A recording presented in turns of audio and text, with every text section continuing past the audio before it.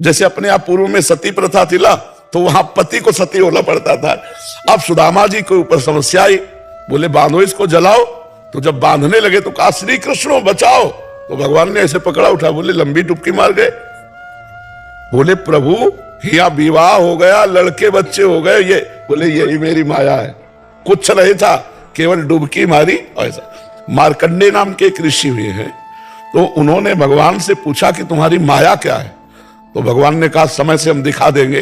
तो अपने आसन में बैठे थे, इतने में देखा समुद्र मर्यादा तोड़ करके आ गया, पूरी पृथ्वी जल में डूब गई और वो जल की तरंगों में थपेड़े खा रहे हैं, मार जल ही जल। अब इतने व्याकुल हो गए, भगवान को पुकारा। जो पुकारा तो देखा एक वट वृक्ष के पत्ते में भगवान अपने दाहिने चरण को करकमल से पकड़कर पी रहे हैं। करार विंदेन मुखार विंदम मुखार विंदे विनिवेशयंतम वटस्य पत्रस्य पुटे सयानम बालम मुकुंदम मनसास्मा। ये शोभा देखी और एकदम व्याकुल हुए, तो भगवान मुस्कुरा दिए। जो ही मुस्कुराए से उनके पेट में चले, वहां देखा तो अनंत ब्रह्मांड। अब फिर भगवान ऐसे जमुआई ली तो बाहर आ गए, फिर देखा वही प्रलय, कांप गए और भगवान से प्रार्थना की भगवान मुझे बचाओ। तो देखा अपने कुश आसन में बैठे, एक बूंद पानी नहीं। तब भगवान को प्रार्थना की तो भगवान प्रकट, बोले प्रभु ये सब क्या था। बोले मेरी माया। बोले एक बूंद पानी नहीं, अनंत ब्रह्मांडों में प्रलय का जल देख भगवान ने कहा यही मेरी माया। तो जो दिखाई दे रहा है वो है नहीं, जो है वो दिखाई नहीं दे रहा, यही भगवान की माया है। देखो ना तुम्हारा ये रूप था पहले और ना ये रूप बाद में रहेगा, बीच में दिखाई दे रहा, ये माया में है। और जो आप हैं वो पहले थे, वो अब भी हैं, वो आगे रहे, वो दिखाई नहीं दे रहा। ना उसका एक्सरा किया जा सकता है, ना फोटो खींची जा सकती है। जो मैं हूं उसका एक्सरा नहीं हो सकता। शरीर का हो सकता है, हड्डियों का हो सकता है, लेकिन मन का एक्सरा नहीं हो सकता, बुद्धि का नहीं हो सकता और जीवात्मा का नहीं हो सकता। तो इसलिए हम जब तक अपने स्वरूप को नहीं जानते तब तक ये माया खेल जबरदस्ती खेलना पड़ेगा। और जहां जान गए तो जीवन मुक्त हो गया, उसी को तो कहते जीवन मुक्त। तो नाम जप करो, सत्संग सुनो और किसी का अहित ना करो, पाप आचरण ना करो, तो आप धीरे धीरे धीरे धीरे ज्ञान संपन्न हो जाएंगे। और पाप आचरण होंगे तो फिर बात नहीं बन पाएगी। जी मोना जी दिल्ली से। राधे राधे महाराज। राधे राधे महाराज जी। महाराज जी, जैसे हम भोगने से उसी समय थोड़ा सा सुख का आभास होता है, वैसे ही थोड़ा नाम जप से आनंद अनुभव क्यों नहीं हो रहा अभी? इसमें थोड़ा नहीं होता, इसमें महान होता है। नाम जप में पहले पाप का नाश करेगा। यद तज्ञ विष्णु परिणामे अमृतोपमम तत्सुखम सात्विकम स्मृतम। और यद तज्ञ अमृतोपमम परिणामे विष्णु तत्सुखम राजसम स्मृतम। जिसकी शुरुआत विष जैसी हो नाम जप, उसका परिणाम अमृत जैसा होगा, ये सात्विक भगवदानंद है।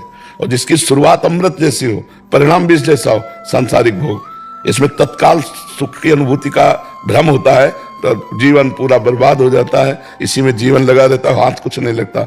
और भगवदानंद में एक विष जैसा लगता है। 3 बजे उठना, नहा धो के माला जपना, आराम से खूब पड़े, 8 बजे तक सोना, अमृत जैसा लगता है, लेकिन इसका परिणाम विष होगा। जिसकी शुरुआत विष जैसी लगे उसका परिणाम अमृत होगा। समुद्र मंथन में सबसे पहले विष निकला, फिर बाद में अमृत निकला। इसमें बाद में आनंद मिलेगा।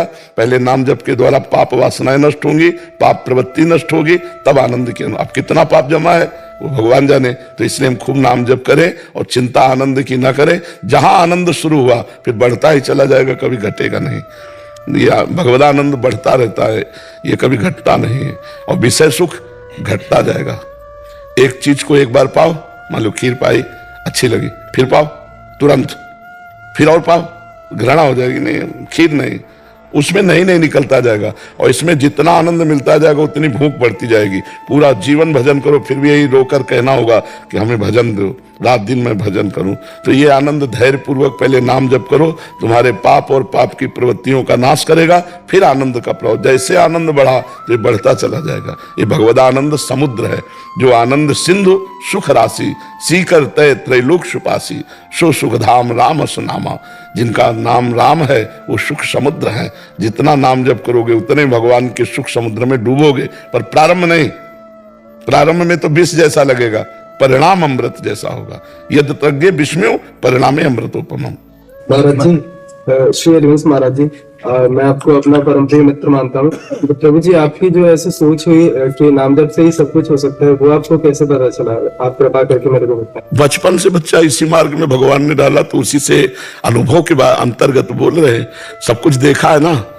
प्रभु जी, 18 अक्टूबर को मैं यहाँ पे अपने घर से मैं लाइब्रेरी आ रहा था पढ़ने, एक भैया को देखा, वो पैदल पैदल श्रीधाम वृंदावन आपसे मिलने आ रहे हैं। तो मैंने घर पे भी नहीं बताया, और मैं लाइब्रेरी से सीधा बैग उठा के और सीधा यहाँ पे पैदल पैदल। नहीं, गलत किया।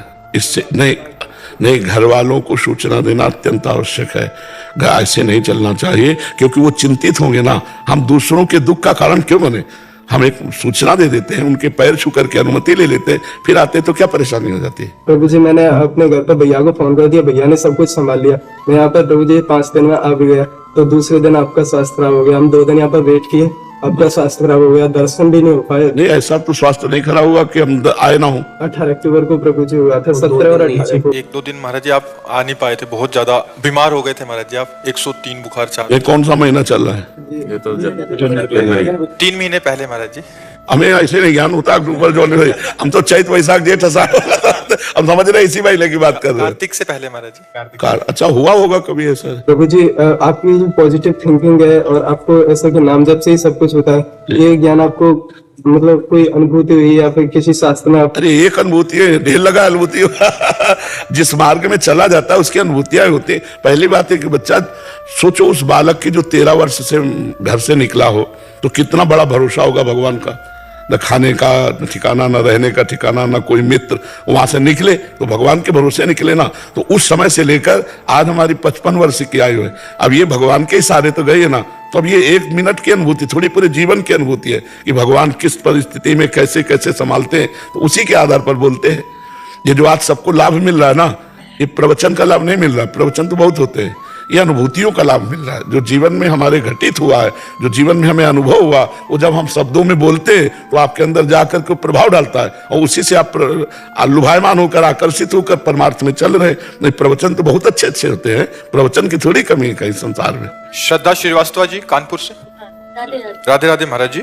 प्रभु, जब भी हम किसी मंदिर में जाते हैं तो मेरा मन करता है कि भगवान से लिपट कर फूट फूट कर रहूं। ऐसा क्यों होता है महाराज जी? बढ़िया है, पर लिपटना नहीं। हाँ, अब जैसे बिहारी जी, राधा वल्लभ जी, दौड़ पड़ो तो पिटाई कर देंगे। भाव से किया जाता है। दूर खड़े हो गए, आंखों में आंसू चल रहे, प्रभु का चिंतन करते हुए अंदर से आलिंगन कर रहे हैं। करो, कोई रोक नहीं, प्रगट में मत सुना। क्योंकि जैसे वृंदावन के ठाकुर है ना, उनकी सेवा का अधिकार जिनको वे स्पर्श करते हैं, वो भी नियमानुसार। सबको स्पर्श नहीं कर सकता। जैसे राधा वल्लभ जी है, राधा रमण जी है, राधा वल्लभ जी है, तो आलिंगन करने का मन तो आपका क्या हमें लगता है सबका होता है। इतने छैल छबीले ठाकुर के लगता है गले लगा लो, तो बस यही उनको भाव पसंद है। जो ही आपके मन में आया कि गले लगा लो, उससे गले लग गए। ठाकुर जी के पास वो भाव गया। अब गले लगने की प्रक्रिया शरीर की अलग होती है, भाव की अलग होती है। प्रभु भाव से प्रसन्न होते हैं। भाव का भूखा हूं मैं, भाव ही एक सार है। भाव से मुझको भजे तो भाव से बेड़ा पार है। भाव बिन सुनी पुकारे मैं कभी सुनता नहीं। भाव पूरित टेर ही करती मुझे लाचा। तो भाव से आलिंगन कर लेना चाहिए जी।